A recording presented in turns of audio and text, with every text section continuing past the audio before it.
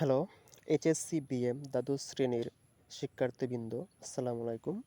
আশা করি তোমরা সকলে অনেক ভালো আছো। আজকে আমরা দ্বাদশ শ্রেণীর দ্বিতীয় সপ্তাহের অ্যাসাইনমেন্ট অর্থাৎ দ্বিতীয় সপ্তাহের হিসাব বিজ্ঞান নীতি ও প্রয়োগ 2 অ্যাসাইনমেন্টের উত্তর নিয়ে হাজির হয়েছি। এটি তোমাদের একটি সহায়ক উত্তর। তো এখানে এ থেকে এ টু জেড অর্থাৎ পরিপূর্ণ উত্তর, তো প্রথম থেকে শেষ পর্যন্ত সবটুকু উত্তর স্টেপ বাই স্টেপ দেওয়া হয়েছে। আশা করি তোমরা এতে উপকৃত হবে। তো সেই সাথে একটি রিকোয়েস্ট, আমাদের চ্যানেলটিকে সাবস্ক্রাইব করো এবং আমাদের পাশে থাকো যেন পরবর্তী অ্যাসাইনমেন্টগুলো আপলোড করার সাথে সাথে পেয়ে যাও।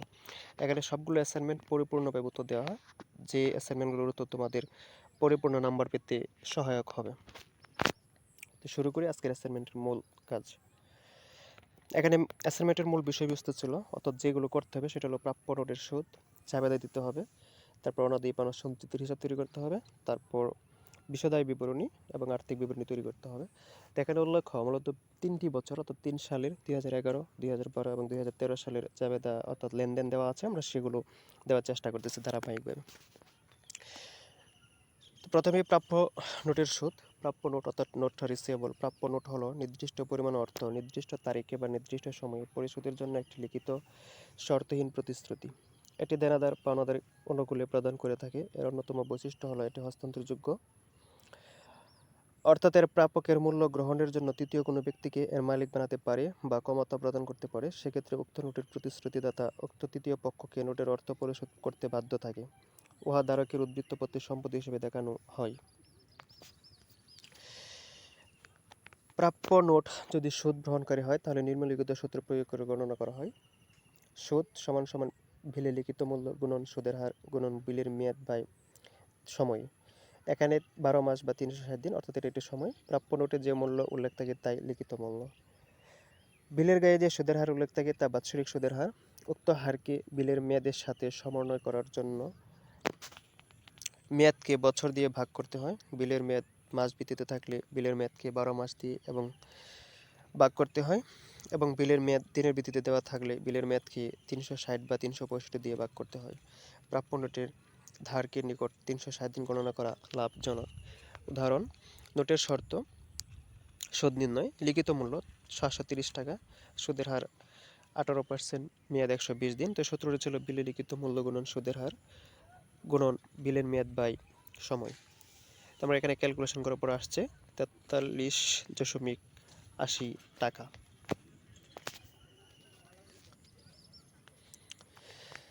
2 নম্বর প্রশ্নের উত্তর ছিল রায়হান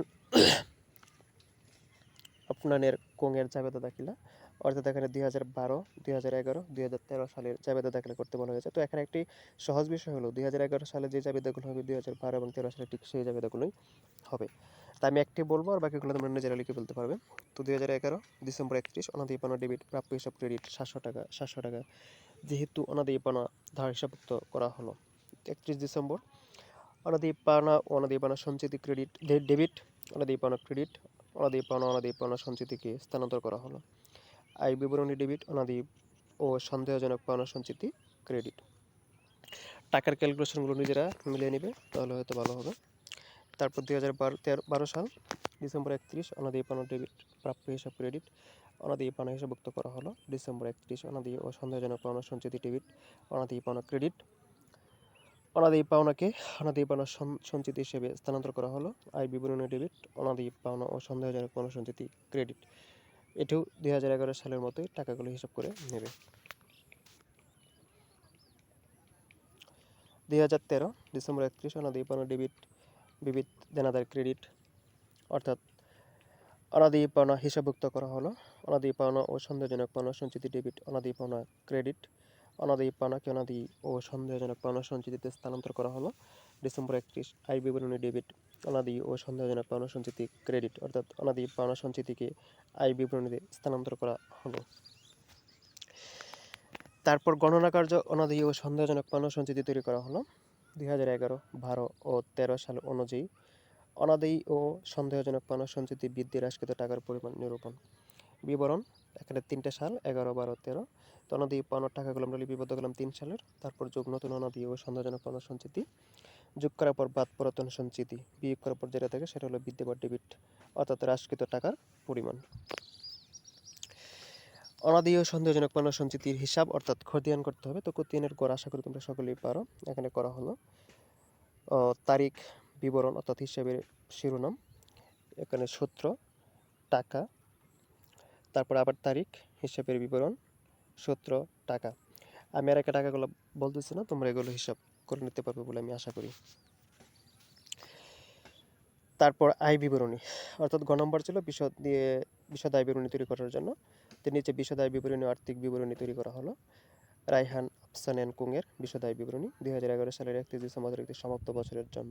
তো এখানে একটি কথা উল্লেখ যে তোমরা প্রতিটি সালের জন্য আলাদা আলাদা ঘর তৈরি করতে হবে না, একটা ঘরের ভিতরেই শুধু সালটা চেঞ্জ করে করে করে ফেলতে পারবো। তো পরিচালন ব্যয় ছিল অনাদি পাওনা যোগ অনাদি নতুন অনাদি ও সন্দেহজনক পাওনা সঞ্চিতি বাদ পুরাতন সঞ্চিতি মাইনাস করার পর থাকে 1000। 2012 সালে সেম অনাদি পাওনা যোগ নতুন অনাদি পাওনা যোগ করার পর পুরাতন অনাদি পাওনা সঞ্চিতি বাদ দিতে হবে। 2013 সাল সেম কেস অর্থাৎ একই বিষয় অনাদি পাওনা যোগ নতুন অনাদি ও সন্দেহজনক পাওনা সঞ্চিতি বাদ পুরাতন সঞ্চিতি বিয়োগ করার পর এখানে টাকা 250 টাকা। এটা ছিল বিশদ আয় বিবরণী। তারপর রায়হান আফসান কুং এর আর্থিক অবস্থা বিবরণী।